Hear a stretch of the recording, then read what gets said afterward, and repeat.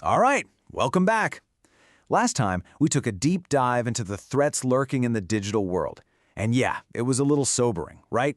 But just knowing the threats is only half the battle. So today, we're going to stop staring at the threat and start building the fortress that's going to keep it out. We've seen the enemy. We're talking malware, phishing, even threats from the inside.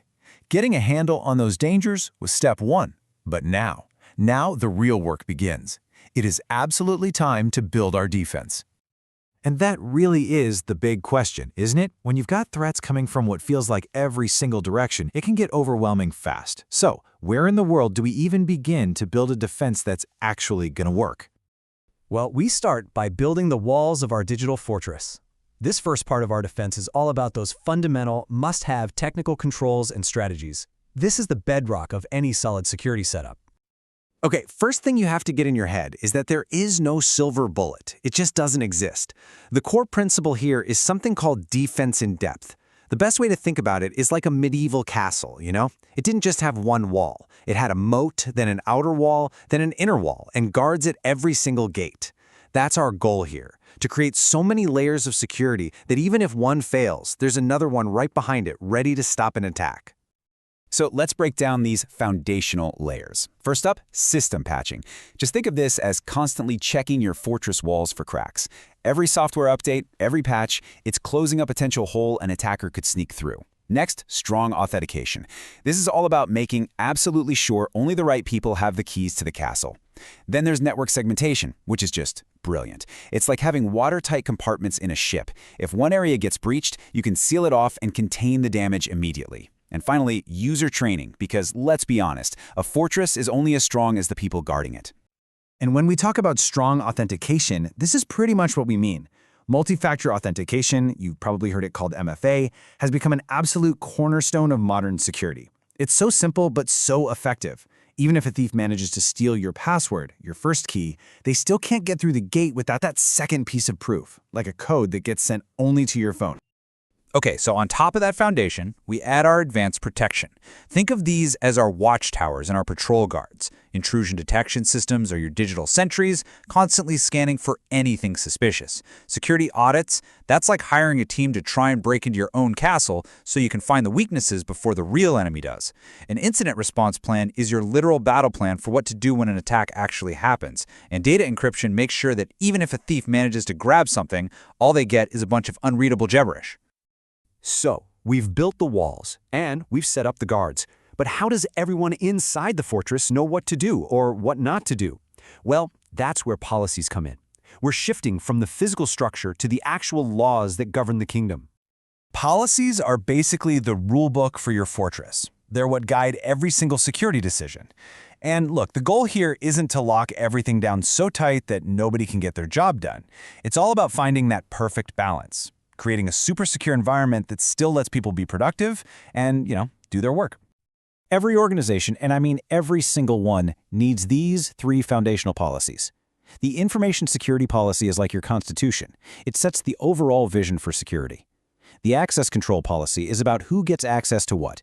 You want the principle of least privilege, which just means people should only be able to access the information they absolutely need for their job and nothing more.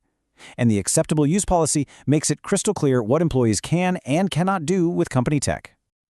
All right, next up are the operational policies that manage the day-to-day security. This is where we lay out exactly how to handle sensitive data to comply with big regulations like GDPR in Europe. It's where we make that incident response plan official, where we control how system changes are made so we don't accidentally create new weak spots, and where we plan for how to get back online after a major crisis. And of course, we also need policies for specific modern challenges. I mean, with so many people working from literally anywhere, a remote access policy is just not negotiable anymore. An encryption policy makes sure everyone is scrambling and protecting data the same way. And a strong password policy is so crucial for shutting down one of the most common ways attackers get in. Now, this brings us to a really important distinction. You got to understand this. Policies set the goal. They are the what. For example, a policy might say, all sensitive data must be backed up. A procedure, on the other hand, is the how. It's the detailed step-by-step instructions. For instance, every Tuesday at 2 a.m., run this specific script to back up this server to this location. Getting this difference is the key that unlocks our final layer of defense. So we have the walls, we have the laws. Now it's time for action. This is all about putting those policies into practice through the daily drills and routines that keep the fortress secure, day in and day out. So how do we actually do this? Well, let's take user account management. This is the procedure that enforces that access control policy we talked about. It defines the exact steps for giving someone the keys to the castle and, just as importantly, taking them away when they leave. In the same way, data backup procedures are the practical, real-world steps that make your disaster recovery policy a reality, instead of just a document sitting on a shelf. This part is all about the hands-on technical stuff. Patch management is the actual routine for fixing those cracks in the wall, testing patches before you roll them out. Security awareness training is how you constantly drill your people on how to spot threats. And vulnerability management is the procedure for actively hunting down and fixing weaknesses before anyone else finds them. And remember, security isn't just digital. These bigger procedures weave security into the very culture of an organization. It means building security into software from the very beginning, not trying to bolt it on at the end.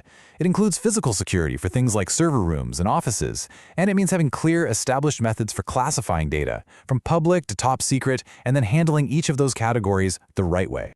So to bring this all together, this is our fortress model. A truly strong defense isn't just about having the fanciest new technology, it's a living, breathing, integrated system. You need the technology, those are the walls. You need the rules that govern life within those walls, those are the policies.